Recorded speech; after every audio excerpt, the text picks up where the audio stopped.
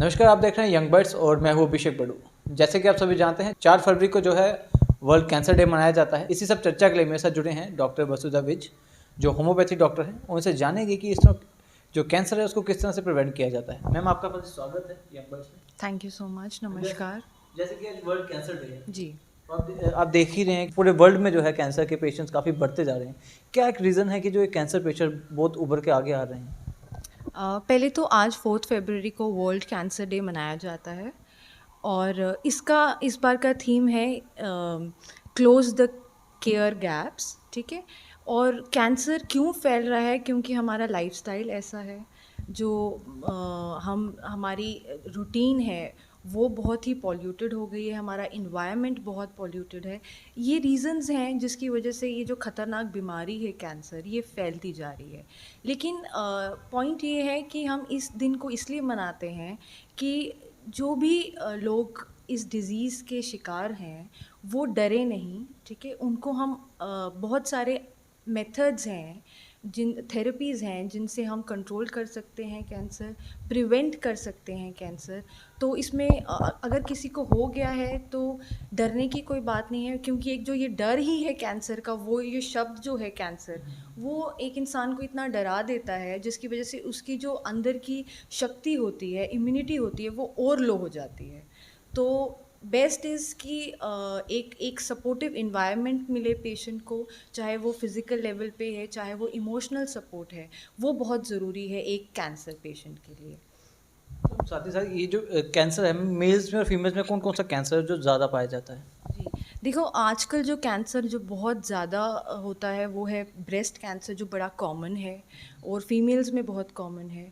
Lung cancer है जो mails में बहुत कॉमन है। ब्लैडर का कैंसर है।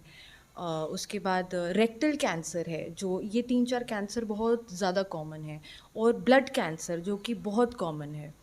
तो जो इसके इलाज हैं, वो सर्जरी के थ्रू हो सकता है, रेडिएशन के थ्रू हो सकता है, कीमोथेरेपी हो सकती है। ये सब इलाज हैं जो कि एक एलोपैथी स्ट्रीम से बिलोंग करते हैं। लेकिन अल्टरनेटिव मेथड्स के भी बहुत इलाज हैं, जैसे आप होम्योपैथी से इलाज कर सकते हो कैंसर का। उसके बाद होम रेमेडीज़ आप यूज़ कर सकते हो। डाइट इज़ वेरी इम्पॉर्टेंट, कि जो कैंसर में बहुत इम्पॉर्टेंट है, एक रोल प्ले करती है to prevent cancer and to manage cancer. तो इसमें अलग अलग फूड सब्सटेंसेस आते हैं। अगर हम बात करें होम्योपैथी की, तो होम्योपैथी जो साइंस है वो बेस है on the principle of similia similibus curentur, जिसका मतलब ये होता है लाइक क्योर्स लाइक।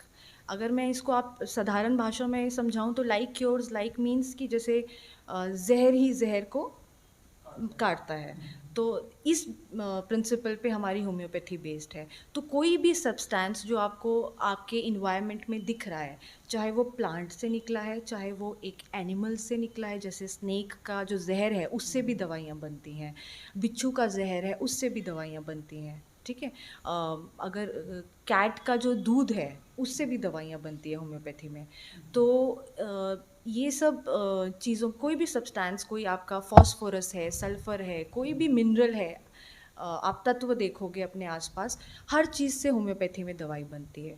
तो पॉइंट बात ये है कि जो दवाइयाँ हैं होम्योपैथी में, वो जो ये सब्सटेंस है, मतलब इनमें इतनी कैपेसिटी होती है कि अगर ये कोई दवाई क्रूड फॉर्म में कोई बीमारी प्रोड्यूस कर सकते हैं, तो जब हम होम्योपैथी पोटेंटाइजेशन कर देते हैं, मतलब होम्योपैथी पोटेंटाइजेशन एक मेथड है दवाई बनाने का, जब हम वो कर देते हैं तो उसमें इतनी एबिलिटी आ जाती है कि वो उसी बीमारी को ठीक कर सकती है।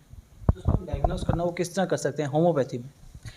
देखो कुछ साइंस होते हैं। फॉर एग्जांपल मैं ब्रेस्ट कैंसर की बात करूं तो ये इतना कॉमन है फीमेल्स में। तो फीमेल्स को एक चीज़ चाहिए कि वो अपनी बॉडी को एग्जामिन करें खुद। ठीक है। डे टू डे जब भी दे टेक बाथ और anything, they should examine their breast, कि कोई कहीं सिस्ट तो डेवलप नहीं हो रही है, कुछ हार्डनेस तो डेवलप नहीं हो रहा है। ये कुछ कुछ चीज़ें हैं जो हमें अवेयर रहना चाहिए अपनी बॉडी को लेके। क्योंकि अगर कहते हैं ना, जान है तो जहाँ है, तो सेम अगर आपने अपनी सोल को जिधर रखा हुआ है, इट्स योर बॉडी, तो आपकी बॉडी हेल्दी होनी चाहिए, तभी आपकी जो आत्मा है वो प्रोटेक्ट रहेगी, आपके जो इनर इमोशंस हैं वो प्रोटेक्ट रहेंगे। जैसे फीमेल्स में ब्रेस्ट कैंसर है उसको खुद डायग्नोस कर सकते हैं, तो जैसे मेल्स में जो है थ्रोट कैंसर भी होता है, उसके बाद लंग कैंसर भी, तो उसको किस तरह से डायग्नोस कर सकते हैं? सी अगर आपको कॉफ है या कोई भी ऐसा अनयूजुअल सिम्टम है, आप बहुत कोई काली खांसी हो रही है, बलगम आ रही है वो काले रंग की है, काफ़ी देर तक आ रही है, कोई कोई आपको समझ नहीं आ रहा है कि क्यों अचानक से ये स्टार्ट हुआ है, go and C a doctor. ठीक है, आप डॉक्टर जो बेस्ट कोई भी आप दिखाएंगे वो आपको इन्वेस्टिगेशंस करेंगे, आपको एग्जामिन करेंगे, तो दैट्स अ डिफरेंट प्रोसेस। लेकिन ये चीज़ें, किसी चीज़ को अवॉइड, किसी भी साइन को अवॉइड नहीं करना है। मतलब अच्छा ये खांसी हो रही, कोई बात नहीं, मैं ये खा लेता हूँ, ये हो जाता, ठीक है, बट आपने 5-6 दिन किया, हफ्ता किया, 10 दिन किया, उसके बाद अगर वो तब भी ठीक नहीं हो रहा है तो कोई गुंजाइश नहीं है अवॉइड करने की, then you must see a doctor. Allopathy और होम्योपैथी दोनों में किस तरह से ट्रीटमेंट हम कर सकते हैं कैंसर का? देखो, होम्योपैथी की भी लिमिटेशन है, हर पैथी की लिमिटेशन है। तो अगर आप बहुत स्टार्टिंग स्टेज में आपको पता लग गया है कि हाँ कैंसर है, डायग्नोस हो गया है, तो होम्योपैथी बहुत अच्छा काम कर सकती है। रिवर्स भी हो सकता है, वो चीज़ ठीक भी हो सकती है when it is in a very early stage. लेकिन अगर स्टेज थोड़ी ज़्यादा हो गई है तो ये मैनेज कर सकती है। आप साथ में कीमोथेरेपी भी ले रहे हैं, रेडिएशन भी ले रहे हैं एंड होम्योपैथी भी ले रहे हैं, तो होम्योपैथी क्या करेगी, एट द सेम टाइम आपका इम्यून सिस्टम रेज करेगी और जो भी साइड इफ़ेक्ट्स आपको आ रहे हैं रेडिएशन और कीमोथेरेपी के, उनको नलीफाई करेगी, उनको नॉर्मलाइज करेगी। इधर होम्योपैथी यूज़ हो सकती है जो एडवांस केसेस ऑफ कैंसर हैं, बिल्कुल स्टेज 3 हो गया है, देर इज़ नो होप, तो वहाँ पे क्या है, as a palliative treatment homeopathy बहुत अच्छा काम करती है कि आपके जो बहुत ज़्यादा सीवियर सिम्टम्स हैं उनको कंट्रोल करेगी। अगर सपोज़ डायरिया हो रहा है रेक्टल कैंसर में, तो डायरिया कंट्रोल होगा, ब्लीडिंग हो रही है तो ब्लीडिंग कंट्रोल होगी। We can do these things with homeopathy later ages में, लेटर स्टेजेस में। तो तीनों जगह पे, लाइक स्टेज 1, स्टेज 2, स्टेज 3 में होम्योपैथी काम कर सकती है। खाने में क्या क्या ध्यान देना चाहिए इसमें? Diet is very very important for a cancer patient, बहुत ज़रूरी है। अगर आप बोलो आप सब सारा ट्रीटमेंट कर रहे हो लेकिन डाइट आपकी अच्छी नहीं है, तो there is no point of doing anything. ठीक है, डाइट बहुत इम्पॉर्टेंट है। सबसे पहले जो डोंट्स में आता है वो ये कि कैंसर पेशेंट को दूध और दूध की बनी हुई कोई भी चीज़ नहीं खानी है, मिल्क एंड मिल्क प्रोडक्ट्स बिल्कुल अवॉइड करने हैं, क्योंकि उनकी वजह से जो है कैंसर सेल्स डेवलप होते हैं। कैंसर क्या है, कैंसर है कि आपकी बॉडी में जो सेल्स होते हैं, नॉर्मल हर किसी की बॉडी में सेल ग्रोथ होती है, लेकिन कैंसर में वो सेल ग्रोथ जो हो रही है, मल्टीप्लाई हो रहे हैं, वो बहुत तेज़ी से हो रहे हैं और एक गलत डायरेक्शन में हो रहे हैं, जब जो नहीं होने चाहिए तब हो रहे हैं। ठीक है, अनलिमिटेड सेल मल्टीप्लाई हो रहे हैं, तो उसे हम कैंसर कहते हैं। तो एक तो मिल्क प्रोडक्ट्स बिल्कुल बंद होने चाहिए। शुगर जो एक दूसरी चीज़ है, एक तो ये केमिकली प्रोसेस्ड है, और मीठा जो बिल्कुल वो कैंसर पेशेंट के लिए ठीक नहीं है। थर्ड, आप टर्मरिक यूज़ कर सकते हो। हल्दी जो एक ऐसी चीज़ है ना जो हम अपनी किचन में देखते हैं, यूज़ करते हैं, उसको आप सुबह थोड़ी सी हल्दी 1 ग्लास गर्म पानी में डाल के पी लो।